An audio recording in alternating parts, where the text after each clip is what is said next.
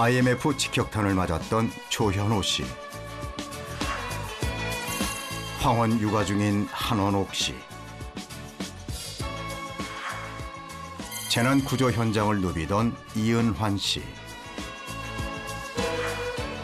암 선고를 받은 이은미 씨. 가난 때문에 배움을 포기해야 했던 김진일 씨. 그리고 김혜순 씨까지 저마다의 인생을 달래줄 책을 만나러 이 자리에 모였습니다. 나는 어떻게 살아왔을까? 그 답을 찾기 위해 고향집에 왔습니다.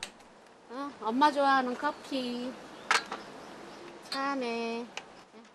92 엄마의 기억 속 한창 예뻤을 10대의 예순 씨는 어떤 모습일까요? 얘는 지금 이렇게 조리보고서 그 나이에도 가발 하는 공장에 들어갔어요. 입이 부른뜨 가지고 밥도 못 먹으면서도 그냥 던지고 일을 하는 거야. 아이고 고생 많이 했죠. 그러면 또 사내나 잘 만났어야지. 사내에서 술지인을 만났네.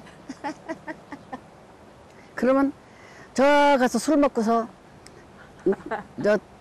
데리고 오라고 연락이 오는 거야. 그러면 제 동생이 이제 가서 술값 갚아주고 데리고 오는 거야. 수도 없이 그랬어요. 수도 없이 끝까지 그렇게. 뭐 쓸데없는 얘기도 하고 그냥. 그 말이야 쓸데없는 얘기. 시집 가면 좀 나아질까 했건만 술 좋아하는 남편의 시부모 병수발에 바람잘 날 없이 살아온 엄마의 아픈 손가락. 초등학교를 마치고 생계전선에 뛰어든 가난한 집 맏딸이었습니다. 교복 입고 학교를 다니지 못한 게 한스러워 58세에 중학교에 입학했고 그 뒤 고등학교, 학사 과정까지 마쳤습니다. 늦었지만 이제라도 마음껏 배울 수 있어 감사하다는데요. 이게 다 나이 50 넘었단 자격증이랍니다. 뭐가 많더라고요. 웃음치료, 실밥 건강관리사, 뭐 사회복지사, 요양보호사, 아이돌봉, 뭐 마술동화구연, 뭐 또 한문 이까지 했어요. 그런 거 그냥 배울 수 있는 기회가 있으면 어디든지 머리 뒤밀고 들어가서 생피 무릅쓰고 들어가서 그냥 나 아무것도 몰라 그러고 그냥 뻔뻔하게 앉아서 그냥 배웠던 것 같아요. 정말 배우는 게 취미네요. 힐링도 되고 그래서 요즘이 제일 행복한 것 같아요. 예전으로 가라고 하면 싫다고 할 것 같아요. 가족을 위해 기꺼이 바쳐온 세월. 인생 후반에야 비로소 나를 위해 산다는 예순 씨의 화양연화는 바로 지금입니다.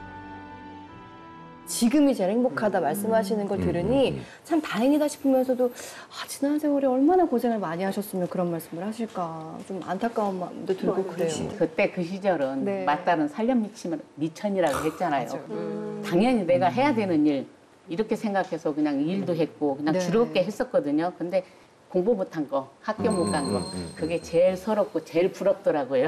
저도 사실 어릴 때 가난해서 중학교를 못 갔습니다.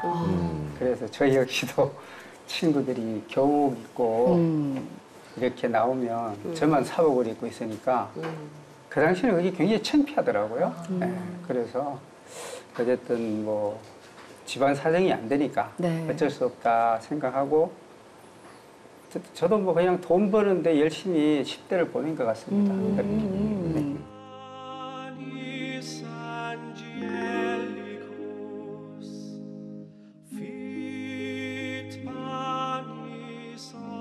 어릴 때 뭐 상황이 안 좋아서 공부 못하고 이런 게 속상한 일인데 사실 그걸 극복하고 뭔가 도전을 계속 해오신 거잖아요. 이뤄내신 게 정말 멋진 것 같아요. 최근에 네. 저희가 또 심리학자들이 이런 얘기도 합니다. 종합적인 사고가 50대, 60대는 돼야 이게 가능해지니까 오히려 공부를 하면 너무 좋은 나이고 그다음에 공부가 뭔지를 알 수 있는 나이가 한 5, 60대는 돼야 되는 거 아니냐. 가만히 보니까 우리 김예수연 씨도 배우는 것 그 자체를 즐기신다는 느낌이 있어요. 자격증 한두 개가 아니시던데요? 아니 자랑 좀 해주세요. 아니, 손자딸이 네. 있으니까 좀 더 알아야 할머니다운 할머니가 될 수 있지 않을까. 네. 할머니 멋져 소리 듣는 것도 좋잖아요. 네. 맞아요. 근데 손녀가 7살이라고 예, 예. 하셨고 네. 또 저희는 손주? 9살. 9살 있어요? 얘는 자동차 같은 거 엄청 좋아해요. 저도 손주 있는데요. 6살짜리 남자아이 그리고 지금 난지 2개월. 오. 하루에 지금 15시간씩 근무하고 있어요. 아이고, 대단하다. 그래도 너무 예쁘겠어요. 예뻐갖고 뭐 근데 집에 오면 죽을 것 같아요. 힘들어요. 저희 엄마 가끔 그러세요. 손주 오면 너무 반가운데 가면 더 반갑다고. 그만큼 힘드시다는 말씀이시잖아요. 그럼요. 네. 이쁜 건 이쁜 거고 또 힘든 건 힘든 거야. 네, 그래요. 그래서 저도 아기 때 아주 어렸을 때 말 못할 때부터 키웠는데 네. 너무너무 고생을 많이 했어요. 업어준다 했어. 매일 반복되는 사랑과 전쟁. 9살 손주 상유와 그 뒤를 쫓는 62살 할머니 한원옥 씨. 아, 잡을 수 있었는데. 잡을 수 있었는데. 함께 있으면 마냥 좋지만 사랑만으로 해결되지 않는 게 있습니다. 아이고 힘들어. 안 해. 쉴 거야. 아, 힘들어요. 진짜 힘들어요. 하루 종일 저러고 다니면 힘들어요, 진짜로. 힘들지만 행복하고 행복하지만 또 고달픕니다. 젊은 엄마 아빠도 힘에 부치는 게 육아인데 60대 노부부가 주말 내내 아이를 도맡아 키우기란 사실은 쉽지 않죠. 그래도 자식을 위해 기꺼이 결심한 황혼 육아. 6개월부터 4살 때까진 아예 손주를 데리고 살았답니다. 그러면서 직접 써온 육아일기만 벌써 14권이라네요. 그러니까 온통 1순위가 손주였어요. 1순위가 손주였기 때문에 체력적으로나 이런 정신적으로는 엄청 힘들었는데 아이 보고 이렇게 있는 순간만큼, 찢는 순간만큼은 온통 즐겁고 행복하고 이랬던 것 같아요. 어릴 적 유난히 자지러지게 울었던 아이. 기저귀도 멀쩡하고 밥 시간도 아닌데 대체 왜 우는지 알 수가 없어 밤마다 애만 끓였었답니다. 어느 날 밤 자다 보니까 옆에 허전에 보니까 없어. 그리고 이 사람이 어디 뭐야 이 밤중에 어디 나간 거야 하고 나와서 보니까 여기 거실에서 이렇게 반드시 누워가지고 천장을 쳐다보면서 팍 떨고 있는 거예요. 이 사람 뭐예요? 그러니까 죽을 것 같아, 죽을 것 같아, 죽을 것 같아 막 그러는 거예요. 깜짝 놀랐어요. 갑자기 못 살겠더라고요. 그래서 거실로 나와가지고 대굴대굴 굴렀어요. 못 살겠다고. 어디 아프냐고 막 그러더라고요. 그래서 아픈 데는 없는데 그냥 못 살겠다고. 서둘러 병원에 갔지만 몸에 이상은 없었습니다. 그런데 비슷한 증상이 반복됐고 한참 만에야 원인을 찾았는데요. 불안장애라고 그러더라고요. 그래서 약을 이제 계속 한 몇 년 먹었어요. 약도 먹고 심리 상담도 하고 체면술까지도 해봤어요. 체면술에서 그게 나왔어요. 제 동생. 네네. 제 동생이 3살 때 잘못됐거든요. 근데 그거를 제가 지금도 뚜렷이 기억을 해요. 막 우는 거를 안고 엄마가 병원으로 뛰는 거를 봤어요. 제가 뛰는 걸 봤는데 애가 이제 더 이상 웃지도 않고 나랑 놀 수 없는 아이가 돼서 돌아온 거지. 아, 그게 평생 따라오더라고요. 그래서 아마 그것 때문에 이제 이 아이한테 그게 올까봐 이제 불안했던. 막 애도 울고 그러는데 그 울었던 게 네네. 네네. 행여나 손주가 잘못될까봐 가슴 저렸던 악몽 같은 시간들. 사랑이 큰 만큼 더 두려웠지만 손주를 사랑하기에 견뎌낼 수 있었습니다. 이런 또 아픔이 있으셨네요. 이런 기억들이 한동안 잊혀져 있다가 그 불쑥하고 아주 특별한 뭐 냄새, 소리, 네, 어떤 장면 이런 것으로 확 딸려 나오는 경우가 있거든요. 아무래도 그때 아마 그 동생분의 울음소리와 지금 이제 손주의 울음소리가 네. 연관성이 있다고 이제 뇌에서 한번 연결을 정말 시킨 거죠. 지금은 좀 괜찮아지신 거예요? 지금은 이제 아이가 이제 저렇게 크면서 이제 좀 크고 이제 우는 게 없어지고 이러면서 점점 괜찮아지더라고요. 그래서 약을 계속 먹었었는데 한 약 끊은 지 한 반년 좀 넘었어요. 아유, 다행입니다, 정말. 근데 마음에 가시가 있으면 사랑이 피어나오지 못한다는 말이 있잖아요. 그러니까 몸과 마음이 너무 지치고 힘들면 그렇게 예쁜 손주도 사랑을 이렇게 퍼주는 게 쉬운 일이 아닌 거거든요. 그러니까 손주 너무 예쁘지만 우리 할머님들 이렇게 몸과 마음도 좀 잘 살피셨으면 좋겠습니다. 자, 이게 나에게 맞는 이 책을 한번 찾아보기 위해서 먼저 이 자리에 계신 분들의 각자의 인생을 정리해보는 시간을 가지고 있는데요. 지금 60대 분들은 IMF 때 거의 뭐 직격탄을 온몸으로 받아내신 분들이죠. 네. 모두에게 힘든 시간이었죠. 대한민국 국민들의 성격 구조를 평균적으로 바꿨다는 얘기를 심리학자들이 할 정도로. 그 정도로. 네. 모든 것이 바뀌었죠. 네. 그때 실직한 분들이 돈은 없고 갈 수 있는 곳이 어디냐면 뭐 술 하나, 막걸리 하나 뭐 간단하게 먹어가지고 산을 많이 갔단 말이죠. 그래서 사고가 굉장히 많이 났어요. 그래서 매 주말마다 거의 뭐 산악사고 나서 뭐 낙상 또 뭐 사고 자살도 굉장히 많았어요. 그때 당시요. 네. 그분들 마음이 어땠을지 참 조금 날 것 같은데요. 네. 그때 저는 이제 해외 주재원으로 주재를 하고 있었지만은 본사 사정이 직격탄을 맞아서 해외에 파견된 주재원들 전부 사표내라 이런 통보가 왔어요. 그때 당시엔 누구나 다 평생 직장 그렇게 생각하고 지냈잖아요. 그런데 죽기 살기로 회사만 보고 살아왔는데 이렇게 하루아침에 버림받게 된다 생각하니까 아주 그냥 답답한 기분으로 망망대해를 걷는 그런 기분이었습니다. 그때 당시에는. 많이 힘들었겠어요. 그러게요. 모두가 부러워하던 삶이었습니다. 집 주변에 이제 늘 이제 산책하는 거 나는 그때 뭐 일하느라고 맨날 밤늦게 다니고 이랬는데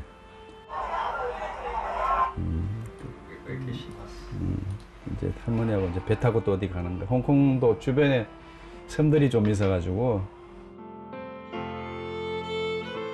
대기업 주재원으로 남부를 것 없이 살던 그에게 갑자기 들려온 퇴직 권고. 그때 나이 40, 아이들은 겨우 초등학생이었습니다. 막막했던 것 같아요. 나이가 그때 뭐 이제 막 40 초반 이랬는데 어떻게 살았을까? 딴에는 그때 나름대로 최선을 다했던 것 같아요. 그 처해진 상황에서는. 그러다가 뭐 조그만 중소기업에 들어가서 한 1년, 2년 이렇게 근무하다가 버티다가 나와서 또 가고 뭐 이렇게 이제 했는데 처자식을 어떻게 먹여 살려야 되나 이런 막 이렇게 가장의 무게가 너무 많이 보였어요. 그 초조함이. 그리고 차비도 아낄 정도로 그렇게 심하게 이제 절약하고 이렇게 하루하루 회사 찾아보려고 노력을 많이 하더라고요. 절망할 시간조차 없었습니다. 가족을 위해 서둘러 다른 회사를 알아보고 또 재취업하기를 수차례. 지금은 스마트폰 강사로 활동하고 있습니다. 입사할 때 뭐 존경 인물 같은 거 쓸 때는 저도 아빠 쓰긴 했어요.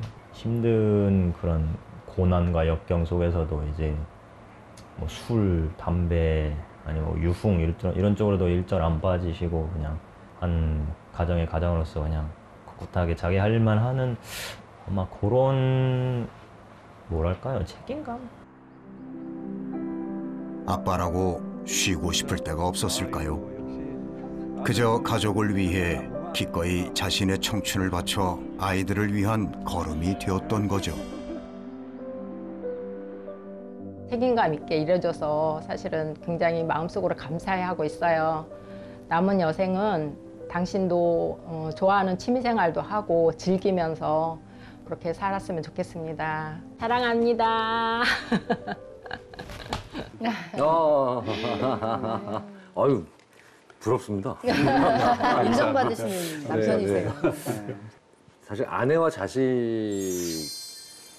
인정받을 수 있는 그런 책임감이라면 네, 정말 뭐 저는 진짜 성공한 삶이다라고 네. 정말 보통 이렇게 퇴직하면 좀 더 빨리 쉬고 좀 쉬고 이제 찾아봐라 뭐 이렇게 조금 하셔라. 네, 얘기를 하실 텐데 네, 저도 부럽습니다. 저도 네. 남편이 나중에 저한테 지혜야 충분해. 이제 그만해. 이렇게 얘기해줬으면 좋겠어요. 오늘도 지혜야 화이팅! 야 진짜. 근데 일을 어느 순간 안 하게 되면 어떻게 될까? 좀 아쉽기도 하면서 참 여러 가지 감정이 들 것 같은 생각이 드는데 퇴직하실 때 다들 어떤 마음이 드셨을까 궁금해요. 이제 워낙 활동적으로 생활을 하다가 집에서 노니까 점심 때 라면을 끓여 먹다 보니까 막 눈물이 나는 거예요. 내가 뭐 하는 건가. 근데 지금 생각해 보면 그때 우울증이 와가지고요. 굉장히 힘들었던 그 기억이 나고, 근데 바로 취업을 해서 일을 딱 나가는 날로부터 바로 그게 없어지더라고요. 우울증이. 나의 정신과 건강이나 아니면 신체가 아직도 얼마든지 그냥 유기적으로 활동이 가능한데 연령 때문에 퇴직하시는 분들은요. 내가 실력이 없어서 차라리 밀려나면 괜찮은데 실력이 있는데 아직도 나는 경험이 많은데 중요한 일을 할 수 있는데 밀려난다? 그럼 이게 오히려 더 안 좋은 감정이나 아니면 이게 불편한 감정으로 되게 돼 있죠. 지금 소방 공무원을 30년 이상 하면서 뭐 체력 관리도 열심히 했고요. 근데 나이 때문에 이제 이 간둔다는 그거 때문에 뭐 퇴직할 때는 마음고생 굉장히 많았었어요. 그래서 지금도 마찬가지로 현직에서 일을 한다면 뭐 젊은 사람 못지않게 할 수 있는 그런 체력은 된다라고 생각을 하고 있거든요. 네. 내가 강해져야 더 많은 생명을 살릴 수 있다는 사명감으로 열심히 운동했습니다. 62에도 가뿐하게 산악 자전거를 탈 만큼 강인한 체력을 자랑하는 이은환 씨. 한 사람이라도 더 살리기 위해 쉼없이 달려왔지만 속수무책 떠나보내야 했던 이들도 있었습니다. 제발아 이거 좋아하는 맥주 사왔다 야. 사랑하는 동료도 예외일 순 없었죠. 제일 좋아하는 건데 할머니가. 제발아 여보세요 와서 사진 보니까요 아들이 다 컸다 야. 벌써 10년이 넘었어요. 10여 년 전 화재가 난 건물이 무너져 그만 동료가 매몰됐습니다. 본부에서 근무를 하다가 그런 상황들을 다 무전으로 들었죠. 공격기가 다 떨어질 시간에도 아직 뭐 탈출하거나 구조됐다는 소리를 못 듣고 굉장히 안 좋았죠. 그렇게 떠나버린 동료들은 해가 거듭될수록 점점 늘어만 갑니다. 그때랑 또 자꾸 이렇게 늘어나니까 영 좀 그렇다. 기분은 좋지 않지요. 혹여 그게 내가 될 수도 있다는 걸, 어느 순간 갑자기 희생될 수 있다는 걸 알면서도 제 몸을 던져야 하는 소방 공무원의 숙명. 화재 현장에서 일단 고립돼서 그 열기에 거의 산화가 되거든요. 그래서 바로 몇 사람이 순직을 하거나 막 이러면 알 수가 없어요, 누군지. 그래서 가족이 그걸 생각해서라도 본인만의 가지고 있는 그게, 나는 요거를 꼭 찾았어요. 자신이 돌아오지 못할 때를 대비해야 할 만큼 도처의 위험이 도사립니다. 구조대원이라고 죽음의 공포가 왜 없을까요? 단지 그 두려움을 뒤로 한 채 사명감 하나로 수많은 생명을 구했던 거죠. 석수동 그 재물 꽉 찼을 때 거기 다른 사람은 다 피해도 그 깜깜하고 물이 아무것도 안 보이는데 들어가서 사람을 구조해 나오고 이럴 때 식구들이 그거를 보면서 뭐 저희 시누이나 다 이렇게 막 울기도 하고, 참풍 사고 때도 거기 들어가서 구조를 하고 나서 그 지하실에를 못 들어갔어요. 몇 년간을 아주 많이 힘들어했어요. 그 트라우마 때문에. 거기 지하에 이제 그런 시신들도 많이 보고, 그 냄새들 이런 거 하며. 참. 저는 잊을 수 없는 게 삼풍백화점 때. 그러니까 30년 다 돼가는 얘기인데도 1995년. 잊혀지지가 않는 얘기예요. 저는 중학생이었거든요. 근데 너무 충격적이었어요. 네. 근데 그 자리에 정말 계셨던 거잖아요. 예. 제가 그때 순환 훈련을 하고 이제 집에 가는 중에 그때는 삐삐가 들어와서 가다가 차를 세워놓고 공중전화해서 이제 전화를 했죠. 지금 난리가 났다고. 처음에 딱 도착을 하니까 제가 이제 전쟁 세대는 아니지만 전쟁이 나면 이렇겠구나 할 정도로 수십 명이 막 살려달라 그러고 밑에 깔리고, 또 일반 아직 그 구조 체계가 잡혀지지 않은 상태라 일반인 뭐 젊은 사람 뭐 다 들어와서 막 난리가 아니었죠. 24시간 동안 작업을 하고 그다음에 이제 뭐 주변에 가서 길거리 그 옆에 차 밑에 가서 대충 그 깔고 또 한잠 자고 또 다시 들어가요. 근데 이제 계속 가면 바깥에 나와서도 계속 그 소리가 들리고 살려달라고 살려달라고. 저는 지금 가슴이 콩당거려.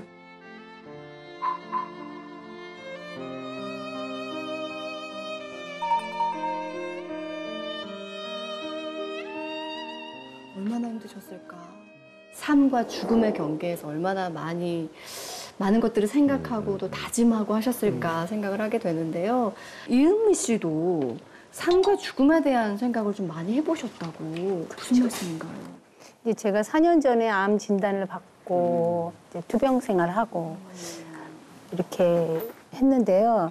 주변 사람들이 이렇게 한 분 한 분 떠나고, 작년 같은 경우에는 제가 가장 또 좋아하던 후배가 떠났어요. 그러면 이제 그때 굉장히 이제 내 차례인가? 학교 선생님으로 출산 후엔 학원 강사로 열심히 살던 어느 날, 암 선고를 받고 모든 것을 정리한 이은미 씨. 제가 이게 가발이거든요. 여성 호르몬 억제제를 먹으면 남성 탈모가 와요. 그래서 이 앞부분이 머리가 옛날처럼 많지는 않아요. 제일 슬픈 거는 속눈썹 떨어질 때가 제일 슬펐어요.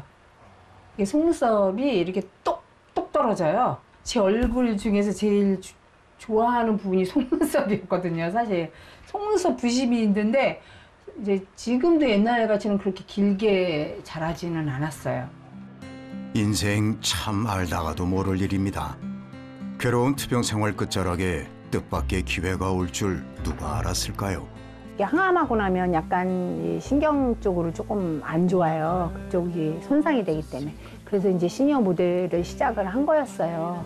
걸음 걷는 이런 거 좀 연습하고. 아직도 이렇게 조금 이렇게 편안하진 않아요. 하지만 그런 거를 또 다른 일을 하면서 잊을 수 있고.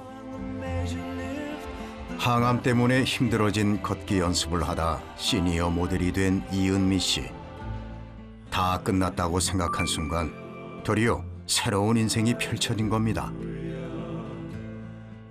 정말 힘든 시간을 보내셨네요. 그래도 힘든 시간을 잘 이겨내서 살고 계신 모습이 참 보기 좋습니다. 저는 처음 뵀을 때 너무 밝고 건강해 보이셔서 투병하셨을 거라고 생각도 못했어요. 저도 그렇습니다. 그쵸? 아직도 힘든 부분은 남아있지만 이제 이기고 나가는 거죠.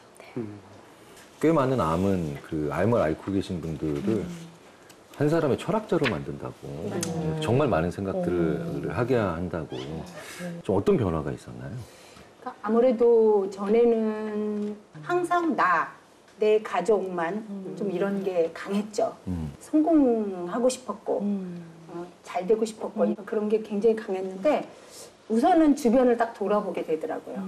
손주를 볼 때도 내가 봐줄 수 있는 한 정말 열심히, 그리고 언제는가는 봐주고 싶어도 못 봐줄 수 있으니까 그런 마음이 있으니까 힘들어도 웬만하면 그냥 참고 다 해주고 그렇게 지내고 있어요. 이 삶이 영원하지 않다고 생각하니까 더 열심히 살게 되는 것 같아요. 그래서 이렇게 좋았던 시간들 추억하고 힘들었던 부분을 다시 한번 들여다보면서 인생을 정리하는 과정들 오늘 경험을 해보셨잖아요. 사실은 이게 책으로 마음을 치유하는 독서 치료 과정으로 많이 쓰이고 있다고 합니다. 자기 이 자리에 계신 6분께서 자기의 인생, 자기의 삶을 정말 진솔하게 잘 얘기해 주셨기 때문에 그래서 나한테 딱 맞는다라는 느낌을 받으실 수 있는 처방전을 받으실 수 있지 않을까 생각이 들고요. 네. 뭐 실제로 독서 치료하시는 교수님이라던가 도서관 사서 또 출판 관계자, 평론가 다양한 분들의 추천을 받아서 저희가 고른 책들입니다. 각자의 인생과 맞닿아 있는 책을 만나볼 시간. 책이 정말 많아요. 책을 보면 언제나 좋아요. 한번 쭉 한번 보시고 마음에 드는 거 골라보세요. 아우 좋다 여기. 6명이 살아왔던 이야기를 듣고 전문가들이 추천해준 읽는 약들. 이 약 먹으면 1,000원짜리 다 있어요. 진짜 부디 마음을 어루만져주는 좋은 약이 되어주면 좋겠는데요. 암 투병 이후 시니어 모델에 도전한 이은미 씨에게는 노년의 도전을 응원하는 책을, IMF 때 가장의 무게를 절감했던 조현호 씨에겐 퇴직 이후 아빠가 살아가는 이야기를, 요거를 내가 봐야 되겠네. 트라우마요 안녕. 그래야겠다, 네. 진짜요. 소방공무원 출신 이은환 씨에겐 구조 현장의 아픈 기억을 어루만져 줄 수 있는 책을 추천했습니다. 트라우마요 안녕이라는 책을 꼭 정독을 하고 몇 번씩 읽어보고 싶어요. 그래서 앞으로 남은 삶의 어떤 그런 부분을 좀 이렇게 해소하고 편하게 살고 싶은 그런 욕구가 갑자기 많이 생기네요. 누가 나를 위해 이렇게 책을 추천해 주시다는 게 정말 제가 주인공이 된 것 같고 너무 좋아요. 처음으로 있는 일이잖아요. 그리고 이렇게 책을 선물 받으니까 또 더 좋고 빨리 읽어보고 싶어요. 이 약 빨리 먹고 싶어요.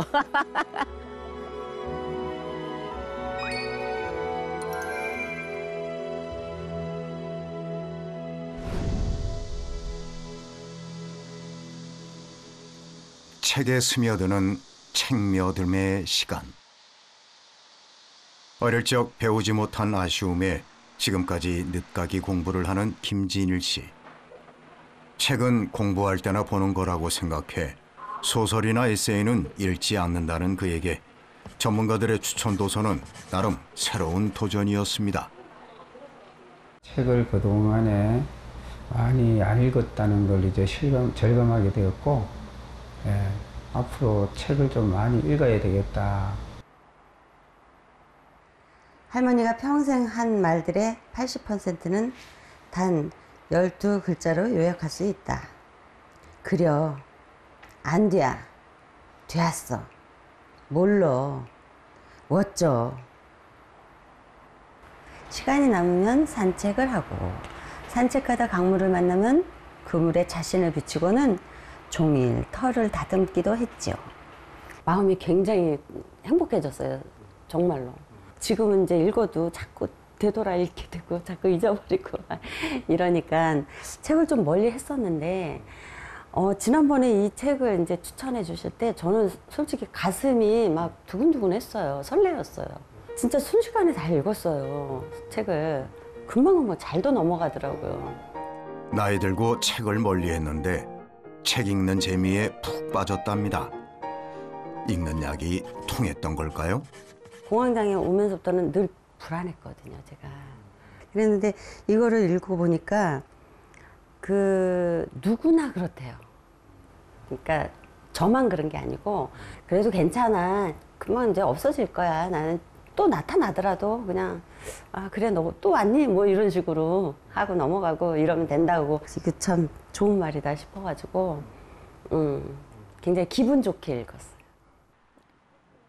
나를 이해해주는 누군가의 따뜻한 한마디. 때로는 책에서 만나기도 하죠. 처자식 건사하느라 책 볼 여유 없이 달려왔던 조현우 씨도 자신을 돌아보는 시간을 가졌고요. TV를 보는 대신 더 많은 시간 집중해서 책을 읽기로 한 김예순 씨. 눈은 건조하고 아프지만 그 정도 힘든 거야 책 읽는 즐거움에 비할 수 없답니다.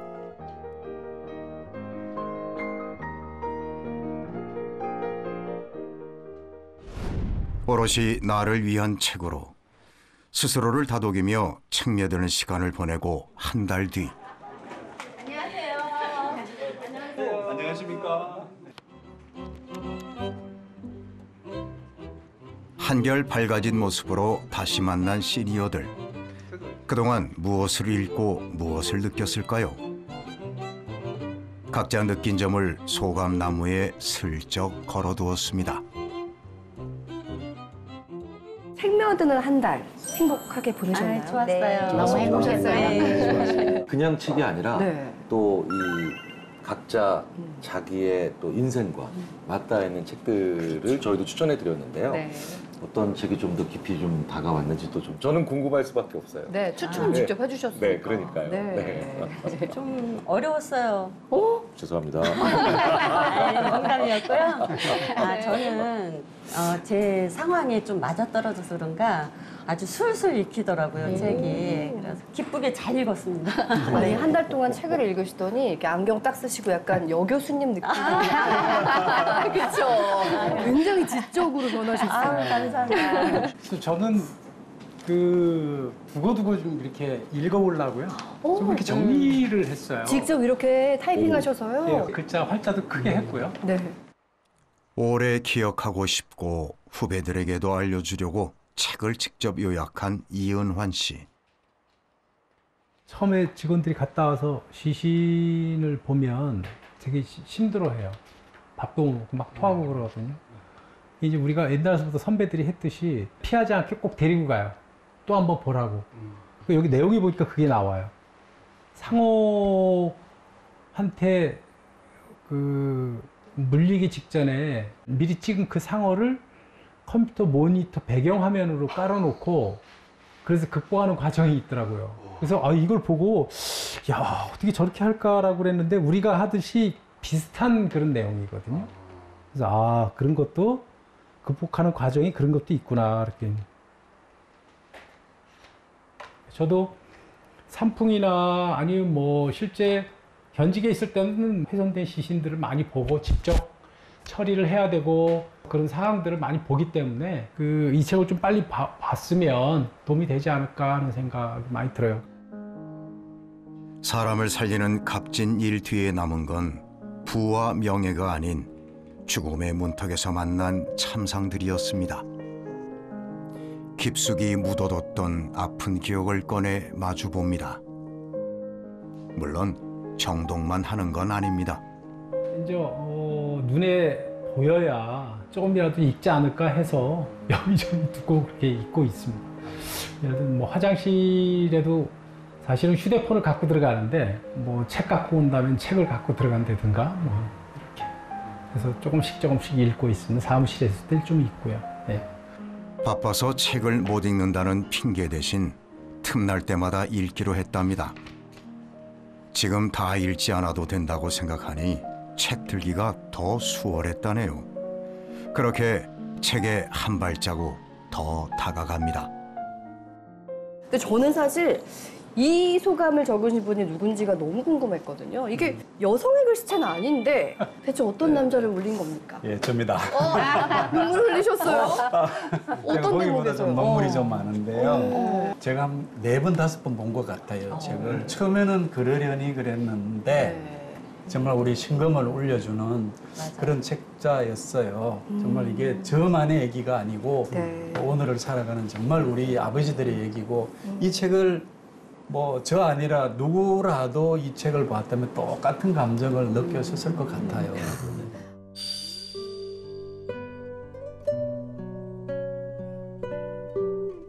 우리 아버지들이 열심히 가족들 위해서 살아왔는데 가족들로 좀 너무 무심하게 이렇게 좀 버림받는다 이런 표현을 좀 뭐한데 약간 이제 그런 느낌이 드는데 마지막에는 이제 왜 그 딸이 아빠하고 같이 식사도 해야 되겠고 또 같이 식사도 하고 뭐 계란 후라이가 맛있다 이런 걸 그걸 보면서 같이 울었어요.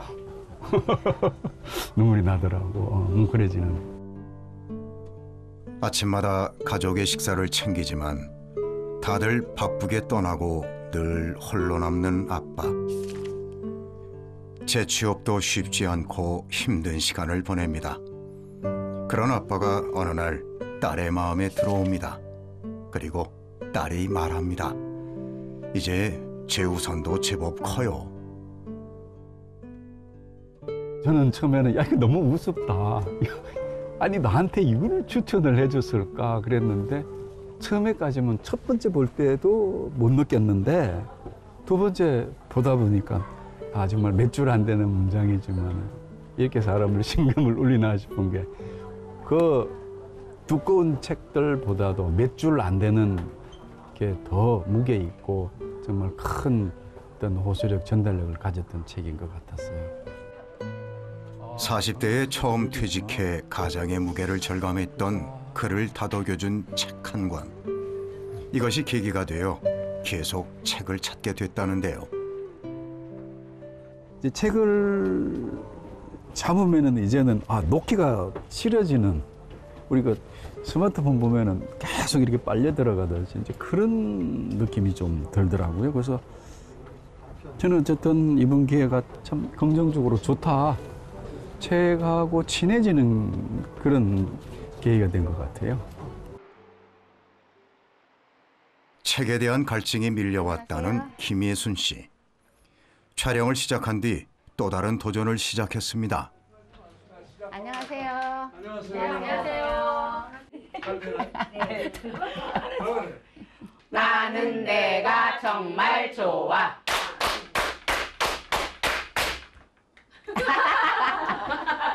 내가 뺏긴 것처럼. 살아왔던 얘기도 하고 책 읽은 소감을 나누는 독서 모임입니다. 고목의 꽃이 피는 것은 웃음의 생명력 때문일 것이다. 웃자.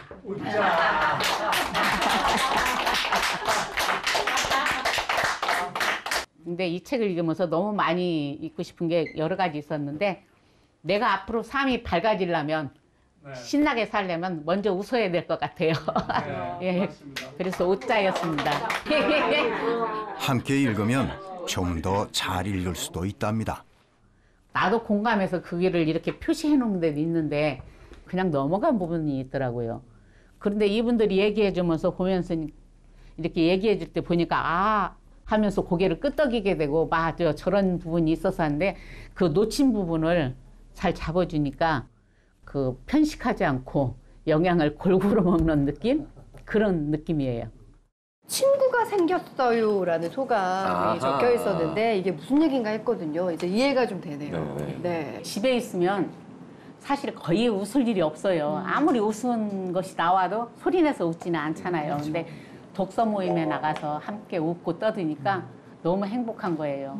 그리고 한 달에 한 번 모여서 또 인생 얘기도 하고 또 같은 책을 읽고 이야기를 나누니까 정말 소통이 되고 진짜 친구가 생겼어요가 딱 맞아요. 그러니까요. 이 책이 소통의 매개가 된다. 이거는 특히나 전혀 다른 세대, 많이 나이 차이 나는 세대가 만나는 데는 책만큼 좋은 게 없더라고요. 이 자리에서도 굉장히 적극적으로 공감하실 분들이 많이 계실 것 같아요. 여기 보니까 0세와 60세가 함께하는 취미생활. 나도 봤어요. 0세와 60세가. 근데 이거 쪽지 주인공은 누군지 너무 알 것 같은데. 이유미님 맞으시죠? 네, 맞아요. 제가 요즘 3개월 된 손녀딸을 지금 키우고 있는데요. 3개월 된 애가 뭘 알겠냐면 저 천만에요. 걔네들이 그 얼굴 표정을 보고요. 다 알아요, 우리 손녀가. 그래서 책을 읽어주는 게 아니고 보면서 같이 대화를 하는 거죠. 그 친구랑 같이. 이야, 파프리카하고 방울토마토도 잡으러 가네. 파프리카 잡으러 갑시다. 방울토마토 잡으러 갑시다. 아, 신났어. 3개월 손주에게도 책을 보여주고요. 아기가 잠든 시간. 바로 지금이 이은미 씨가 유일하게 집중해 책을 읽을 수 있는 시간입니다. 시간이 남아서가 아니라 기회에 닿을 때마다 책을 잡으려고 애썼는데요.